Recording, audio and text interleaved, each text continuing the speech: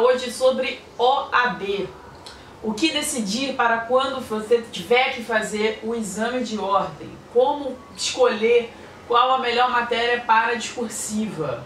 Como eu falei para vocês, ao longo de todos esses vídeos que eu coloco aqui no canal, eu sempre conto as minhas experiências. Não que eu esteja mais certa ou mais errada que qualquer outra pessoa, mas aqui é uma conversa entre amigos. Eu conto as minhas experiências para vocês, digo o que eu fiz para poder ver se eu consigo ajudá-los de alguma forma. Eu tenho uma lembrança na minha mente de que quando eu estava indo para Niterói, né, eu fiz a Federal Fluminense, e quando eu estava indo a Niterói para a minha colação de grau, eu estava dentro do carro, na época eu tinha um Kzinho, um K verde, foi meu primeiro carro, eu dentro do carro com a minha madrinha, com a minha prima, com o meu irmão, todo mundo dentro do carro, indo para a minha colação de grau, e ao longo do caminho até Niterói, a única coisa que vinha na minha cabeça era: meu Deus, eu agora tenho que fazer a OAB, eu não posso fazer nada na minha profissão se eu não conseguir passar nessa porcaria dessa prova. Porque sim, eu fiz depois da faculdade. Muita gente escolhe de fazer ao longo da faculdade, né, no 9º ou 10º período, mas eu optei por terminar a faculdade e depois fazer a OAB. Eu não tinha pressa com relação à OAB, porque na verdade eu queria concurso, então deixei para fazer nesse período. E é muito angustiante você ainda ter que passar por uma prova depois de 5 anos estudando, e é uma faculdade com matérias muito densas, com muita coisa para ler. Você tem que sempre ficar atualizando os seus livros, porque cada hora tem uma inovação legislativa, cada hora tem uma virada jurisprudencial. Então você gasta muito com o livro e ainda tem que se preocupar com um bendito exame de ordem.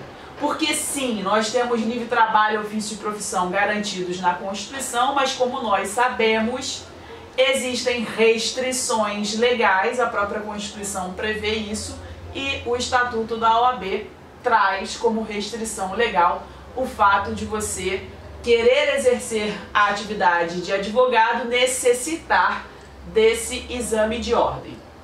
Como vocês devem imaginar, eu optei pelo direito constitucional na segunda fase. Então estava lá, direito constitucional, eu acabei optando por ele e consegui êxito logo de primeira.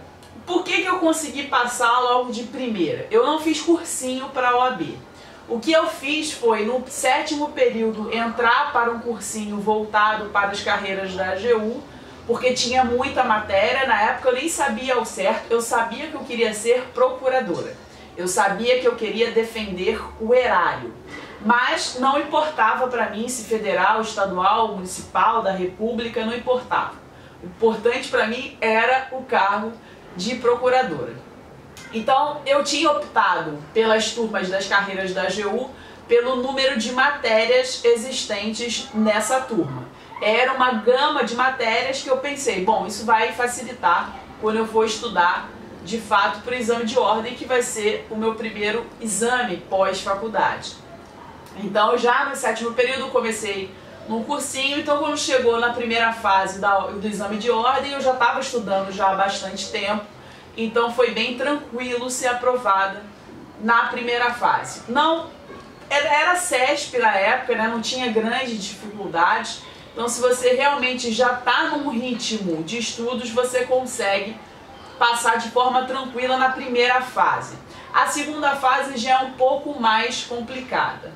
No CESP, quando o CESP ainda era responsável pelo exame de ordem, eu tinha a possibilidade de levar a malinha, acredito que isso seja assim até hoje, levar uma malinha com VADME, com legislação específica, até livro na época era permitido, não sei se hoje ainda é permitido, porque eu não dou aula para a turma de OAB, então eu infelizmente não acompanho, não consigo acompanhar os ritmos das provas de OAB, então nem sei como está funcionando hoje, vocês podem até me informar aqui nos comentários.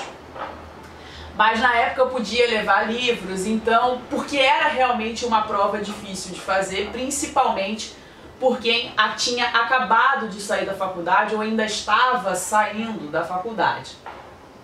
Eu lembro até que foi engraçado porque eu fui fazer prova em Ipanema, na Veiga de Almeida em Ipanema, e eram vários blocos, Meu pai tinha me deixado no bloco errado, então eu fiquei arrastando aquela mala pesada, cheia de vadimeco pela rua.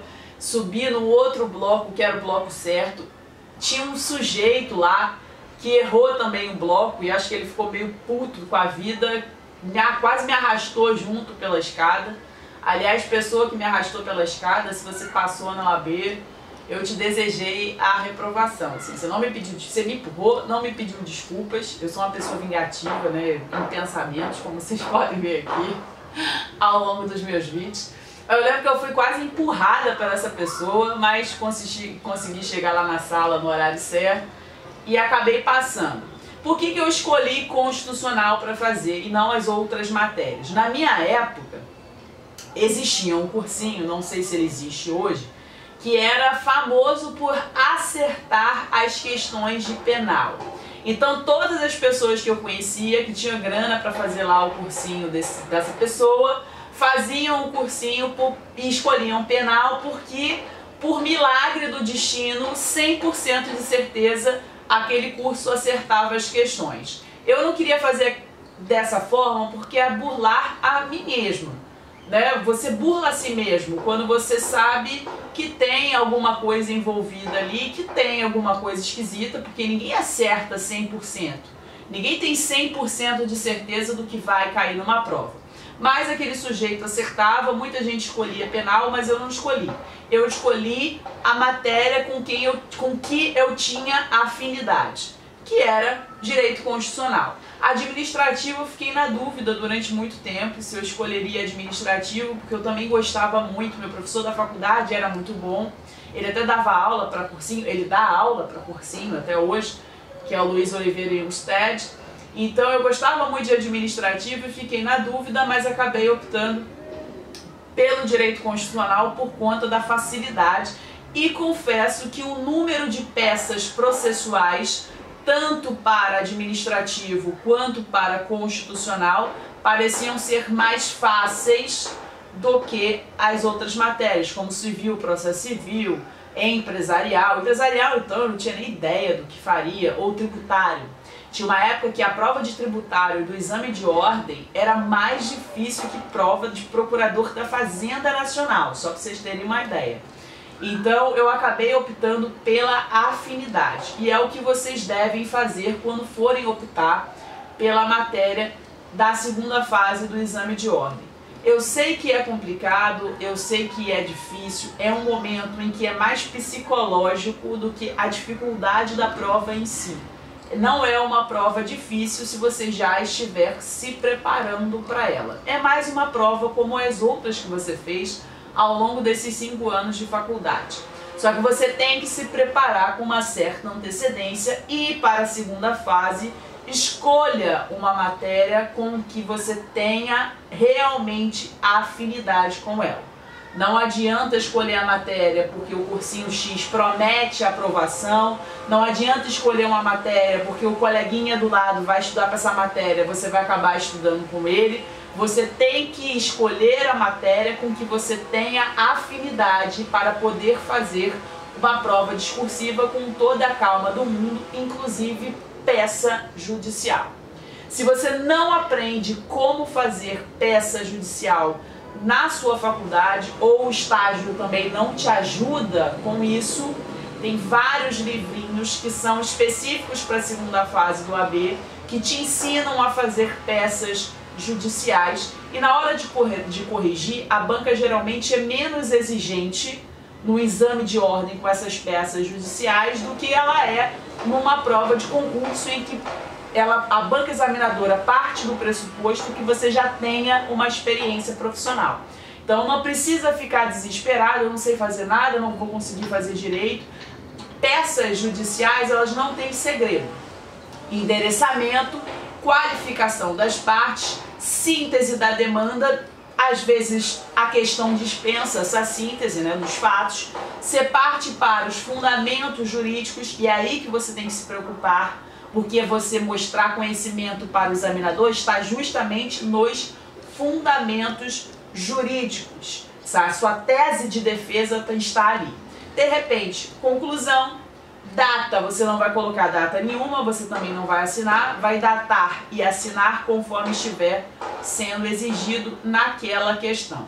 Eu estou planejando ainda fazer um vídeo só ensinando como fazer discursiva. Eu quero fazer isso em um acordo com um amigo meu que edita vídeos, que já participou de vários outros cursinhos, trabalha com cinema, é um cara extraordinário que ele vai conseguir me ajudar a fazer um vídeo bacana ensinando discursiva para vocês. Mas peça judicial não tem segredo.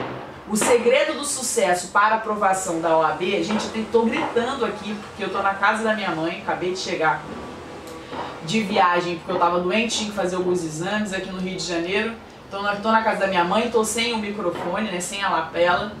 E como eu já falei para vocês em outros vídeos, aqui rola uma obra, um prédio que não acaba nunca, então eu estou praticamente gritando aqui para fazer esse vídeo, para justamente cumprir o que eu prometi para vocês, de fazer a cada semana um vídeo novo.